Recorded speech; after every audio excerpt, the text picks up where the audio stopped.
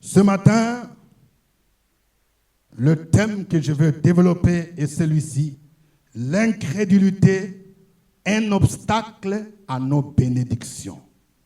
Quelqu'un peut dire avec moi, l'incrédulité est un obstacle à nos bénédictions.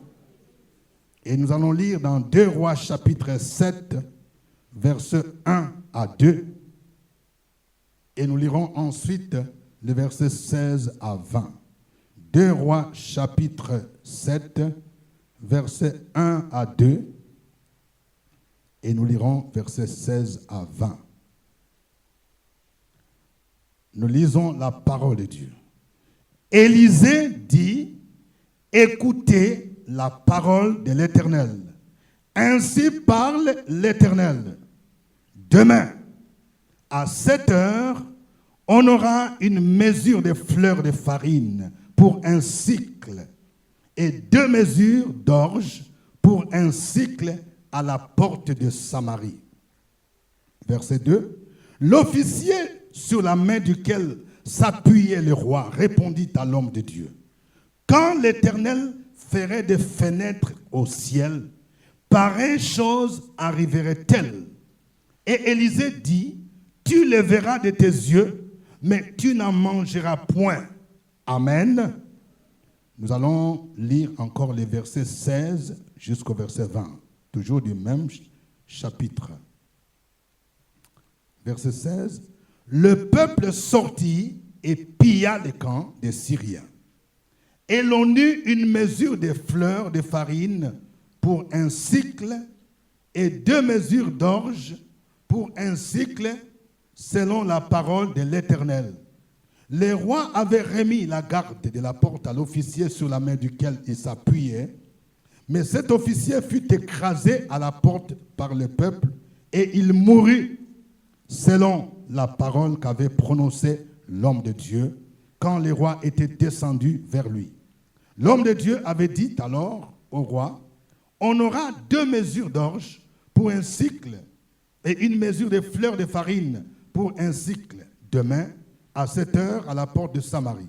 Et l'officier avait répondu à l'homme de Dieu, quand l'Éternel ferait des fenêtres au ciel, pareille chose arriverait-elle? Et Élisée avait dit, tu les verras de tes yeux, mais tu n'en mangeras point. C'est en effet ce qui lui arriva. Il fut écrasé à la porte par le peuple et il mourut. Amen.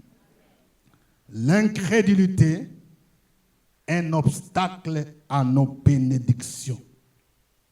Il y a beaucoup de gens qui ne voient pas la main de Dieu, qui n'expérimentent pas la bénédiction divine, tout simplement parce qu'il y a un obstacle.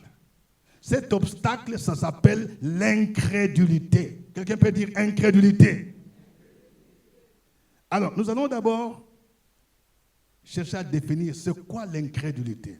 Le dictionnaire dit l'incrédulité, c'est un état d'esprit d'une personne qui ne se laisse pas facilement convaincre.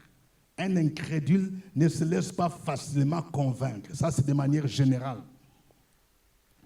C'est un état d'une personne qui est sceptique. Tu lui dis quelque chose, moi je ne crois pas. Qui ne croit pas à la parole de Dieu. Ici, pour nous, l'incrédulité est par rapport à la parole de Dieu, par rapport à ce que Dieu dit. Un incrédule, c'est celui qui ne croit pas que Dieu peut faire ce qu'il a dit. C'est quelqu'un qui limite Dieu. Souvent, dans nos milieux chrétiens, il y a aussi des incrédules. Dieu dit, moi je vais te bénir. Dieu dit, toi tu seras une grande personne dans ce pays. Ton fils là, il sera ministre. Toi là, tu seras propriétaire de maison. Tu vas construire une tour. R plus 5, R plus 10. Tu dis, vraiment, est-ce que ça peut se passer? Moi, je n'ai même pas encore terrain. Mais Dieu dit, moi j'ai dit. C'est un incrédule. L'incrédulité, c'est l'opposé de la foi.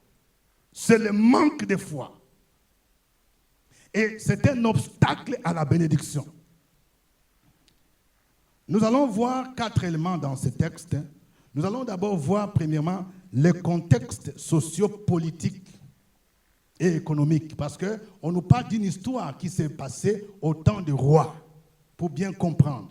On va d'abord voir le contexte socio-politique et économique de l'époque, et nous allons ensuite voir la parole que Dieu a donnée par l'homme de Dieu, le prophète Élisée. Ensuite, nous allons voir la manifestation de l'incrédulité, parce qu'il y a un officier du roi qui n'a pas cru à ce que Dieu a dit qui va arriver dans le pays. Il a dit non, non, non, ça là, même si Dieu faisait des fenêtres, ça ne peut pas arriver. Et enfin, nous allons voir les conséquences de l'incrédulité.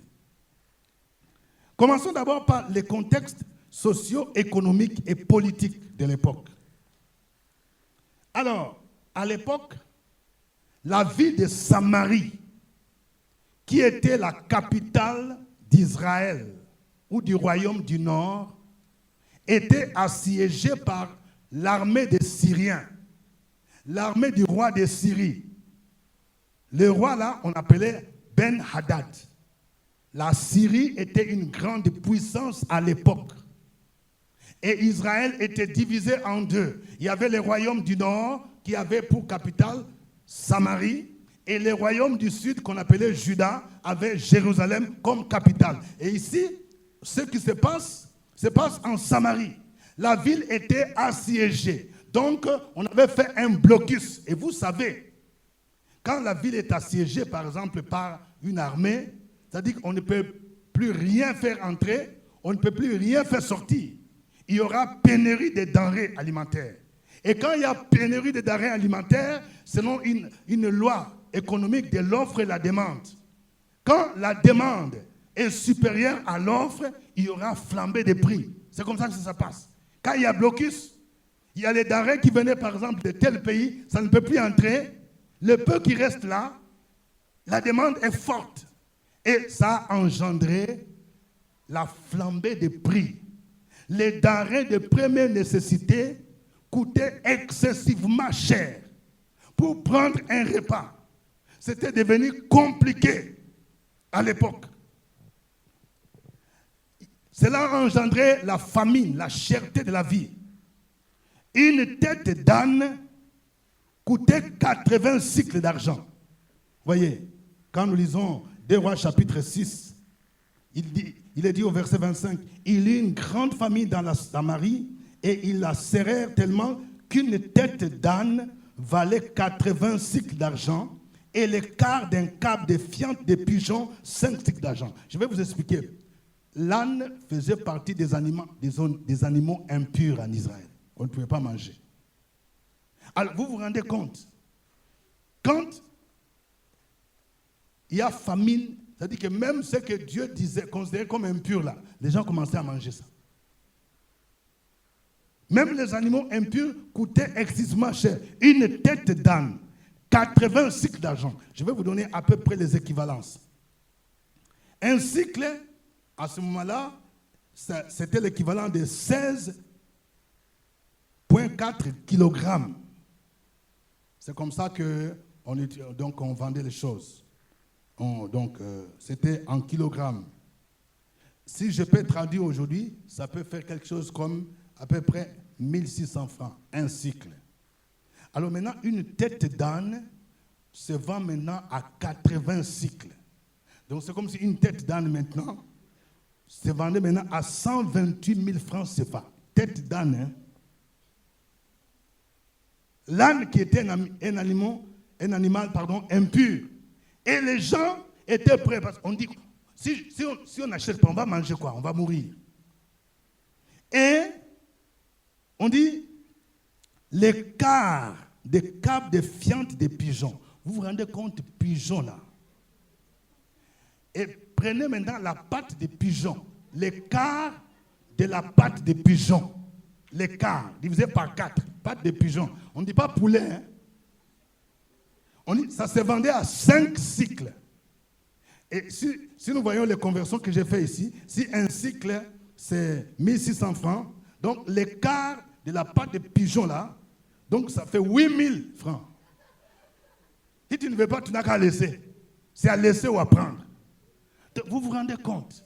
La vie devenait excessivement chère parce que Samarie était environnée, était assiégée par l'armée de Syrie. Non seulement ça, ce qui est encore très, très grave, c'est quoi? Le texte biblique dit que la faim était telle que les gens commençaient à manger leurs enfants. On commençait à faire tontine des enfants.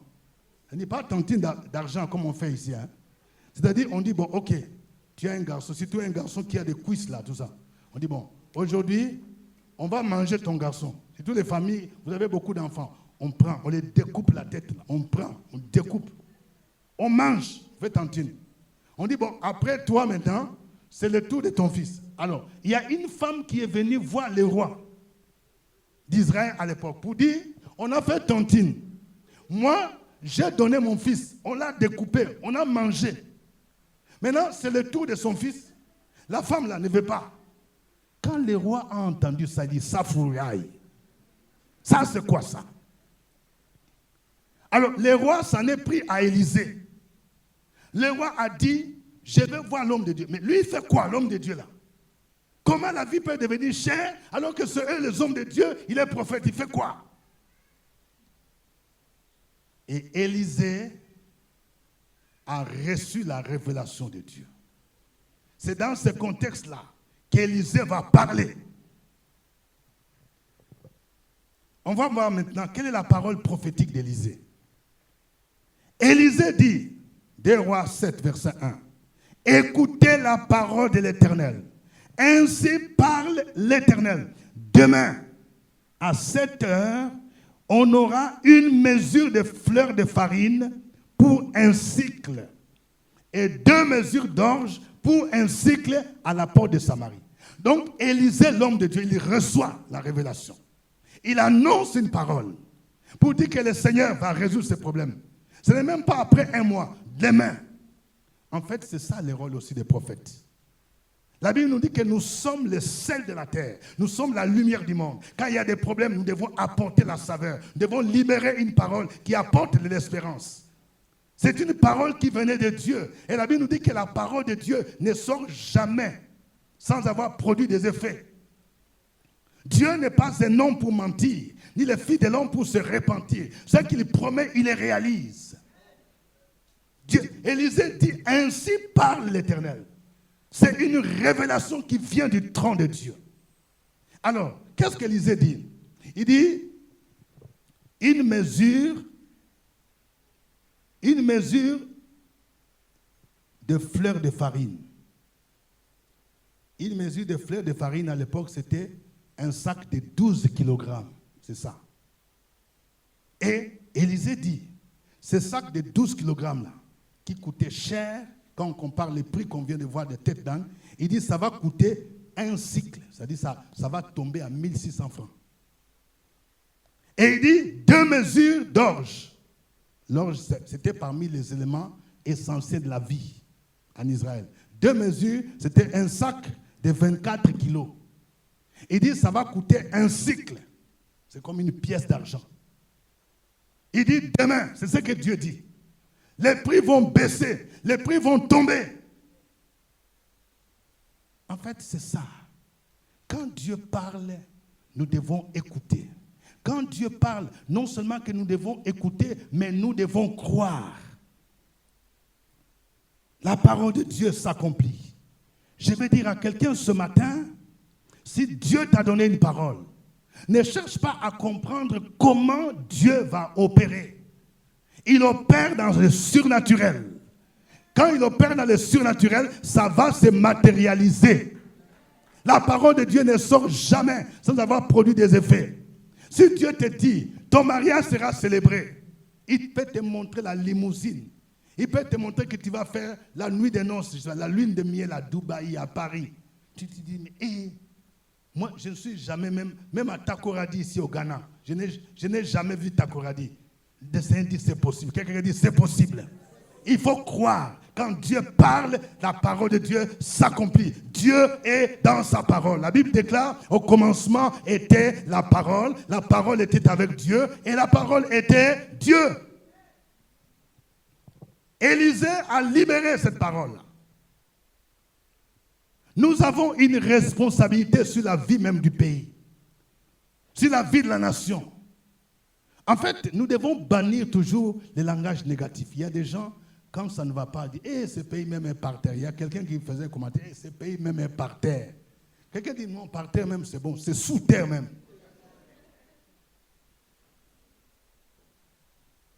Nous devons apprendre à bénir notre pays, à déclarer les paroles qui viennent du trône de Dieu. Nous allons maintenant voir ce qui va se passer. L'incrédulité maintenant de l'officier du roi. Quand Élisée a parlé, il a parlé devant le roi. Maintenant, il y avait l'officier, comme on dit, l'aide de camp du roi. Il était là. Je ne sais pas lui s'il a fait des études, des hautes études académiques, l'école de guerre, l'école de stratégie. C'était un intellectuel. Quand il a entendu ça, il dit non, non. Élisée, tu es au sérieux ce que tu dis là? Les prix là, demain. Il dit non, non, non, ce n'est pas possible. Même si Dieu faisait des fenêtres au ciel, pareille chose là, ça ne peut pas arriver. Vous voyez, un incrédule, comment il parle? Même si Dieu faisait des fenêtres, attends, vous connaissez ce qui se passe au ciel quand Dieu fait des fenêtres, ce qui se passe? Et puis lui dit, ça là, ça ne peut pas arriver. Ça ne peut pas arriver. J'ai déjà entendu les gens dire, non, à l'époque du fouet, les étudiants étaient boursiers. À cette époque-là, c'était comme ceci, c'était comme cela. On était une grande puissance. Est-ce que ça peut encore arriver? Non, ça ne peut plus arriver. Il faut laisser ça. C'est à peu près la même chose que cet officier a dit. Même si Dieu faisait des fenêtres, ça là, ça ne peut pas arriver. Dieu te dit, toi là, les problèmes que tu connais là, où on te chasse d'un quartier à un autre. Tu étais à Nono, après à Nono, tu es parti à Benjeville, après Benjeville, tu es parti à Nyama, après à Nyama, tu es parti, je ne sais pas, donc à Grand Bassam, après Grand Bassam, tu es rentré encore. Tout ça, le Seigneur est en train de te montrer qu'il veut maintenant que tu deviennes propriétaire de maison. Quelqu'un qui dit propriétaire de maison. J'avais parlé des gens ici. Vous êtes dans une famille où il y a des terrains abandonnés. Il y a des gens, vous êtes héritier, hein? Vous avez des terrains à Songon, vous avez des terrains, c'est pas bien, mais ça ne t'occupe pas, tellement que ta vision est courte là. Tu n'as jamais même pensé dire, où est ma part de terrain? Et le Seigneur te dit, tout ce que tu vois là, ces déplacements, on te chasse d'un endroit à un autre. Moi, je te destine à être propriétaire de maison. Tu vas construire duplex. Ainsi parle l'Éternel. Tu vas bâtir duplex. Tu auras un grand salon. Et dans ton salon, il y aura une grande cellule. Je vais t'utiliser. Tu vas commencer à évangéliser. Les gens viendront de partir par là. Au nom de Jésus. Et toi, tu dis, Seigneur, est-ce que... Et puis tu demandes d'abord, construire Abidjan, c'est combien? Et ça devient cher, hein? Tu connais le prix d'un sac de ciment? Et puis, il faut faire de grosses œuvres là. Grosses œuvres là. Tu peux finir jusqu'en... Maintenant, finition là. Oh, popo. Alors, tu dis, même si Dieu faisait des fenêtres, est-ce que moi là, je peux avoir duplex? Le Seigneur te dit, c'est possible. Le Seigneur te dit, c'est possible. Alléluia. C'est possible. Le Seigneur te dit, à locaux que tu vends là, ainsi parle l'Éternel. Tu ne vas pas rester au niveau d'Aloco. Tu vas commencer à envoyer ton Aloco. Tu vas vendre. Les gens vont commencer à venir de partout. Et tu vas encore ajouter. Tu vas créer une entité à chacun que tu vends là. Tu vas commencer à envoyer ça au Canada. Tu vas commencer à envoyer à Dubaï. Tu vas commencer, et ce sera comme une usine. Tu seras chef d'entreprise. Tu vas embaucher les gens. Ainsi parle l'Éternel. Et tu seras patronne. On va commencer à t'inviter à RTI 1, RTI 2. Tu seras comme modèle. Tu vas commencer à être invité comme conférencière. On va dire, voici une femme ivoirienne qui a reçu, qui est devenue patronne, qui a embauché plus de 50 personnes. Le Seigneur te dit, c'est toi, c'est possible. Ainsi parle l'Éternel. Oui, si tu crois, ces choses s'accompliront. Et les gens seront étonnés. Le Seigneur te dit, tu es un jeune, tu as eu master, écoute-moi bien. Tu as déposé des demandes d'emploi par-ci, par-là. Dieu te destine à être un grand homme d'affaires. Tu vas créer l'entreprise. Commence d'abord. Va déclarer ta chose au CPC.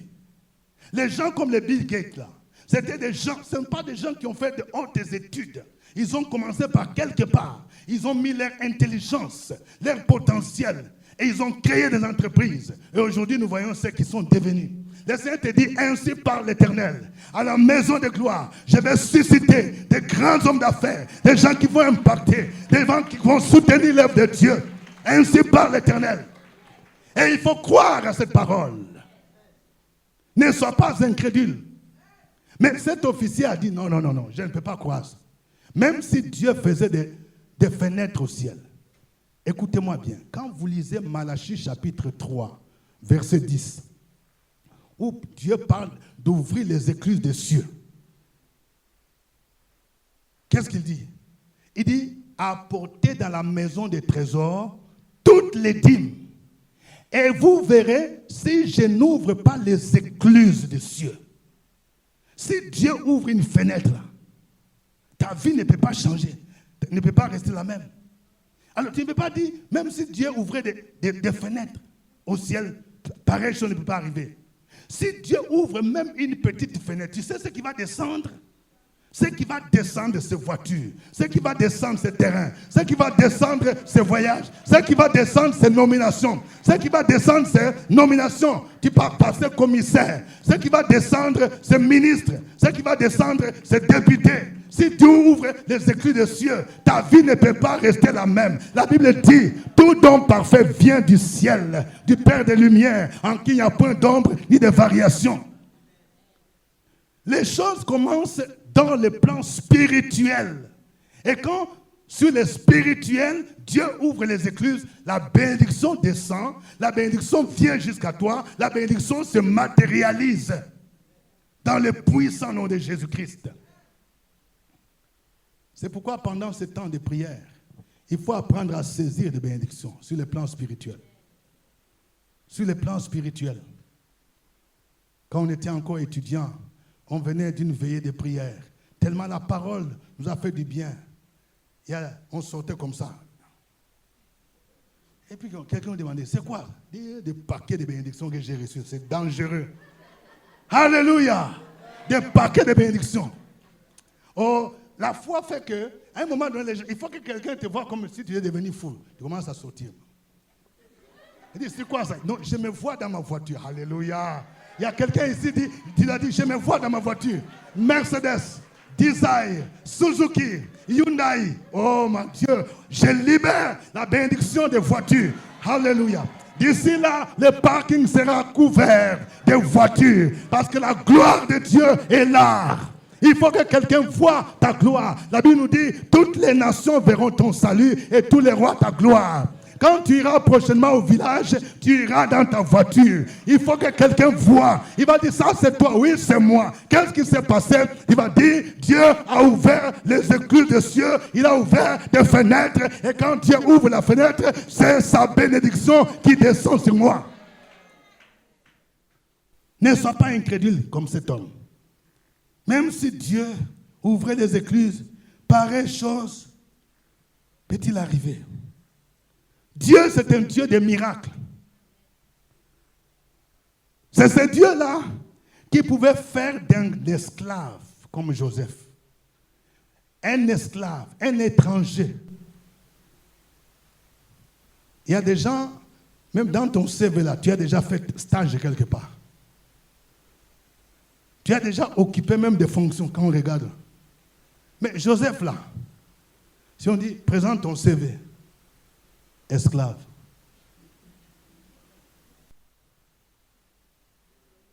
Mais, et puis, prisonnier, accusé de délit, qu'il a cherché à commettre l'adultère.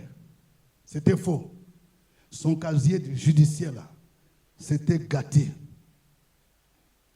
Mais comme Dieu a parlé, il lui a montré que la lune, les étoiles venaient se prosterner. Cette parole devrait s'accomplir.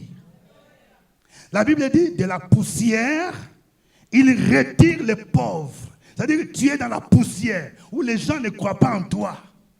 Du fumier, il relève l'indigent pour les faire asseoir avec les grands de ce monde. Je vais dire à quelqu'un, les temps viendront où tu seras assis avec les grands de ce monde. Tu vas manger avec les grands de ce monde. Et toi-même, tu seras étonné. Je vais dire à quelqu'un, les temps viendront où tu vas dormir dans des chambres d'hôtel, où toi-même tu ne vas pas croire, est-ce que c'est moi? Oui, c'est moi. Vous savez, parfois Dieu nous surprend. Moi-même, un jour, j'ai confessé à Dieu l'incrédulité. Quand je voyageais, arrivé dans un aéroport, et puis, j'ai vu un monsieur, quand on faisait les rangs, un monsieur venir me prendre. Il dit, il faut venir. Il dit quoi? Il faut venir. Donc, vous voyez, les gens ont fait les rangs pour aller prendre l'avion. Alors, il y avait une Mercedes de luxe qui était là. Il me dit, oui, il faut venir monter ici. Il dit, c'est moi? Oui, c'est vous. J'ai dit, aïe, depuis quand? Donc, je n'ai pas cru que c'est moi. Parce que, attends. Il dit, c'est vous. Il faut venir montrer. Les boss, il faut montrer.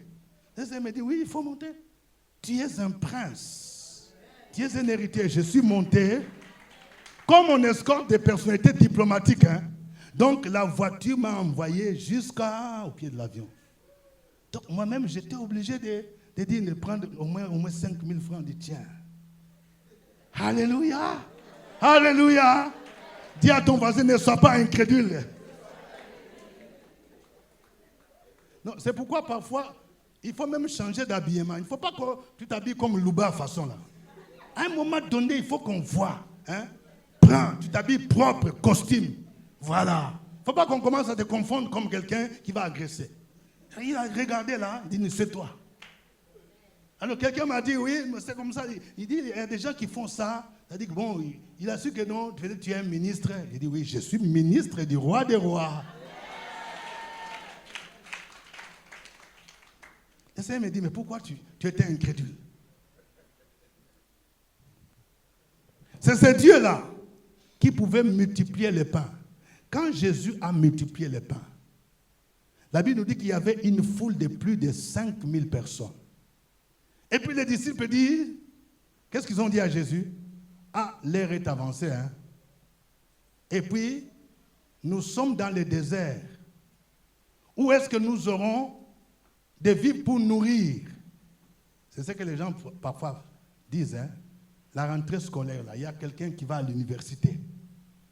Et puis il y a l'autre qui est au secondaire. Et puis l'autre a été affecté. Et puis l'autre, on te dit, il n'a pas été affecté. Tu vas demander, on te dit non, c'est 300 000. Mais quand tu commences à faire les calculs là, mais mon salaire est combien? Les disciples ont dit à Jésus, non, il faut renvoyer la foule. Nous, on ne veut pas avoir de problème ici. Les gens vont nous frapper ici. Jésus leur dit non. Ils n'ont pas besoin de s'en aller. Donnez-leur vous-même. Ça, c'est la foi qui doit opérer maintenant. C'est le surnaturel qui peut résoudre de tels problèmes. Jésus dit, ils n'ont pas besoin de s'en aller. Vous avez la solution. Donnez-leur vous-même à manger. Ils ont dit, mais ce n'est pas possible. Ce n'est pas possible. Nous n'avons ici que combien de pains? 5 pains et puis 2 pains. Bon, je ne sais pas, même pour 5 scènes là, je ne sais pas si ça va suffire logiquement. Vous allez découper comment? 5000 personnes. Vous avez 5 baguettes là. Vous allez couper un peu. Et puis 2 poissons, je ne sais pas, même si c'est thon, même si c'est maquereau, vous allez faire comment? 2 poissons. Vous allez couper comment? Ils ont dit, mais ça ne va pas suffire. Jésus dit, donnez-leur vous-même à manger. Quand le Seigneur parle, ne cherche pas à comprendre comment ça va se faire. Ils ont dit, Jésus dit, apportez-moi. Le peu que tu as là, il faut apporter. Puis tu vas voir les miracles. Ils ont apporté ça. Jésus a béni les pères. Après l'avoir béni, il dit, ok, asseyez-vous, distribuez. Ils ont commencé à distribuer. On dit, tout le monde a mangé et il y avait des restes. Ça, c'est le surnaturel.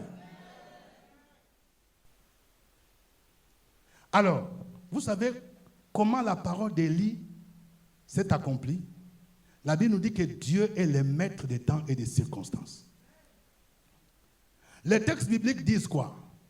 Les textes bibliques disent que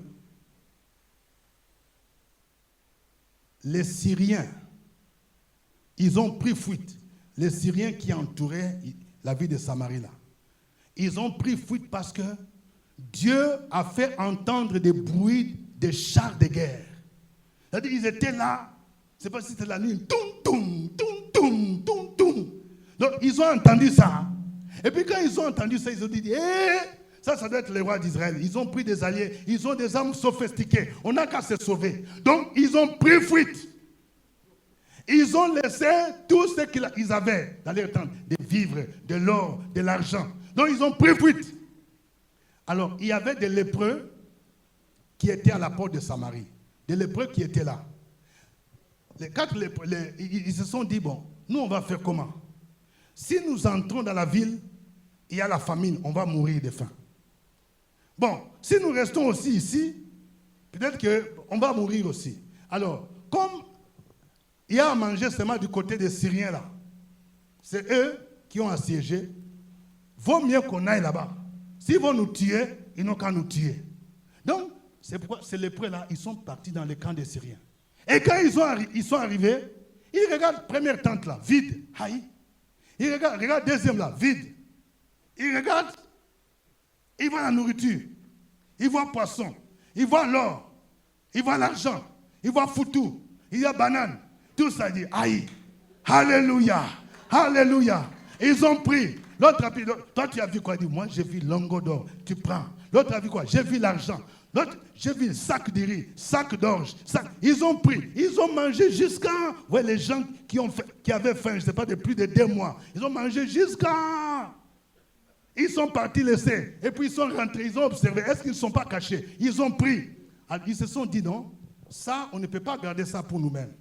Allons raconter au roi. Est-ce que les gens vont croire même? Ils sont partis dire au roi, ah, son excellence, sa majesté, voici ce qu'on a vu. Nous, on est partis dans les camps des Syriens là. Il n'y a personne. Et nous avons vu, il y a des biens. La nourriture, c'est un gogo comme ça. Les rois ont réuni ces gens pour dire, non, non, non. Les Syriens là, ils sont malins. Hein? Ils se sont rétractés. Comme ils savent que nous, on a faim là. Donc, ils se cachent quelque part. Donc, quand nous, on va sortir là, ils vont nous entourer, ils vont nous tuer. Il y a des gens, quand Dieu veut te bénir, toi, tu ne crois pas. Tu crois que c'est le diable toujours.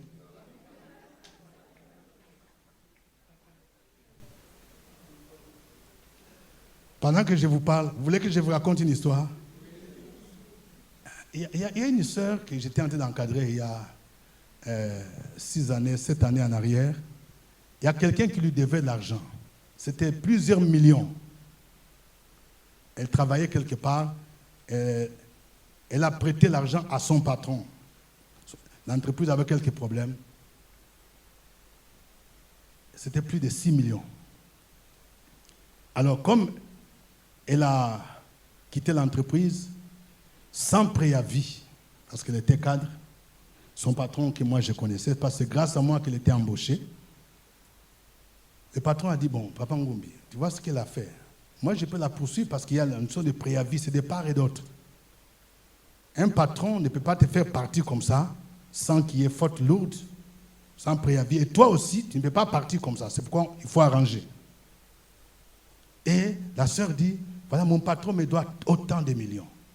Papa, bon, il a dit, je vais te remettre, mais allons doucement, il faut patienter. Ça fait 3 semaines, 1 mois. Elle a dit avec son mari, on va voir les préfets, on connaît les préfets. Le préfet a dit, bon, on va les chauffer. Moi, j'ai dit, non, il faut patienter, on va prier. Non, non, non, non, non, non. Il faut qu'ils remettent notre argent. Il faut qu'ils remettent notre argent. On était en prière, on a prié, on a prié, on a prié. Et ce jour-là, à 3 heures du matin, je reçois le message. Son patron m'envoie le message. Révérend, je vais remettre cet argent. Mais je voudrais que vous soyez témoins. Très tôt le matin, j'appelle la sœur, que ton argent là, on va te restituer. Allons. C'est à quelle heure? À 10h, allons là-bas. Il dit, vraiment, révérend, bon, les messieurs là, il est malin. Moi, je ne crois pas. Il dit, il faut venir. On est parti. Il a donc en espèces, dit révérend. Donc c'est moi et vous aussi. Quand c'est le pasteur qui commence à compter ton argent là, ça doit t'interpeller, hein? Donc j'ai compté, je compte 1 million, 2 millions, 3 millions, 4 millions, 5 millions, 6 millions, 7 millions. Voilà. Quand on est sorti, la sœur me dit, révérend, bon, vraiment, moi je ne comprends rien. Le monsieur là, je vois qu'il doit être malin, parce qu'il ne voulait pas me donner. Hein. Moi, je ne vais pas aller avec cet argent. Peut-être qu'il s'est entendu avec les bandits là. Et puis, ils vont m'agresser. Donc, papa, j'aimerais que toi tu ailles avec l'argent. Donc moi, on ne va pas aussi m'agresser. Donc, elle n'a pas cru. C'est-à-dire, la manière dont Dieu a débloqué là, il n'a pas cru. Alors que c'est la main de Dieu, on a prié. Il dit non. Il s'est entendu avec des bandits quelque part. Je suis sorti avec l'argent, je suis venu chez moi. Et le lendemain, il est venu prendre son argent calmement. Calmement.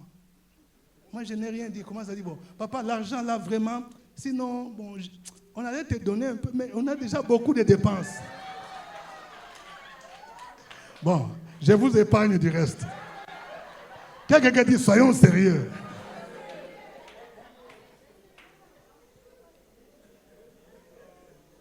Je me suis dit, mais si c'est le préfet là, chez qui il est parti débloquer, ça allait se faire comme ça?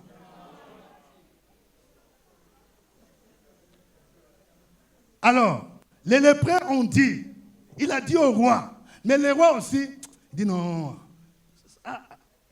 ça c'est trop facile ça. Il a dit non, allons. Il y a quelqu'un qui a dit, oh, son excellence, sa majesté, allons quand même voir. Ils sont partis prudemment. Hein. Ils vérifient, il n'y a personne. Ils vérifient, il n'y a personne. Donc, les Syriens ont pris fuite. Donc, ils ont pillé les camps des Syriens. Donc, il y avait à manger en abondance, en gogo. Et les marchés étaient inondés. Et ce que Élisée a dit s'est accompli. Et donc, un sac de farine était vendu à 1 cycle d'argent. La parole de Dieu s'est accomplie. Quand Dieu dit quelque chose, il est le maître des temps et des circonstances. Il contrôle les paramètres macro et microéconomiques. Et il va agir. Il n'est pas un homme pour mentir. Il n'est pas fils de l'homme pour se repentir. Ce qu'il promet, il le réalise. Mais quelle était la conséquence de l'incrédulité? La conséquence de l'incrédulité, c'était la mort de cet officier-là. Cet officier qui a dit que même si Dieu faisait des fenêtres, ça ne devait pas arriver. Mais la parole disait, tu les verras, mais tu n'en mangeras point, comme tu es incrédule. Et il a vu comment les gens commençaient à piller les camps. Il a vu comment les prix ont chuté. Et comme il était assis à la porte, je ne sais pas, il y a eu bousculade. Quand il y a bousculade, lui il est tombé et puis le peuple a marché sur lui. Voici comment il est mort. L'incrédulité peut faire que non seulement que tu peux t'égarer, tu peux perdre ta vie, mais tu peux louper la bénédiction. Il y a des gens, si tu es un incrédule, Dieu dit, tu vas voir cela, mais tu ne vas pas bénéficier. C'est cette fille-là, dont on dit qu'il ne veut pas se marier, Dieu va dire, tu vas voir son mariage, mais toi, tu ne vas pas en bénéficier. Tu vas voir. Il y a quelqu'un qui va voir comment on va te maquiller. Il va voir ta robe. Il va voir comment tu vas te changer, je ne sais pas, les jours de ton mariage, là, coutumier, comme les gens commencent à changer. Tu vas te changer plus de 3-4 fois. Ils vont voir la décoration.